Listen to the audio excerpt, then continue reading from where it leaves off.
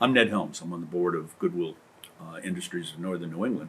I've served for many years on that board, and I'm also the chair of the board of Goodwill International, a job I just took on this year. And so I'm very involved in Goodwill and have been, let's see, probably from birth, because my grandfather, Edgar Helms I, Edgar 1.0, as we call him in the family, founded Goodwill Industries in 1902 down in the south end of Boston. It's interesting. It's a really good question. I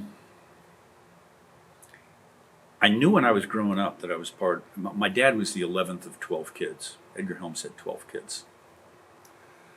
Goodness gracious. So, you can imagine all the cousins and you can imagine the chaos that was holidays and all of the rest. And I knew Goodwill. I knew all the songs from the day camp that they started out in Athol. And I knew it was a good thing.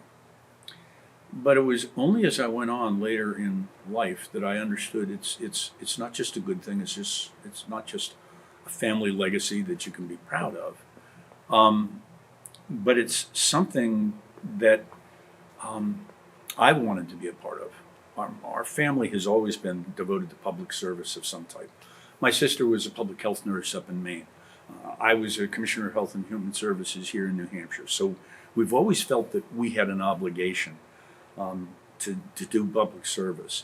But I realized that Goodwill was a good way for me to be able to carry on that legacy personally and to be able to feel that legacy in a different way. And so I was invited to come on the Northern New England board, and I stayed on and came back on the board later and then went to the national board. And I must tell you, though I've retired from the university, the job I'm embarked on now as the chair of the board is like a capstone in my life. It's like,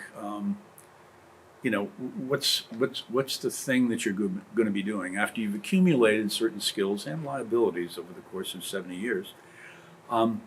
What is it that you'd like to be doing?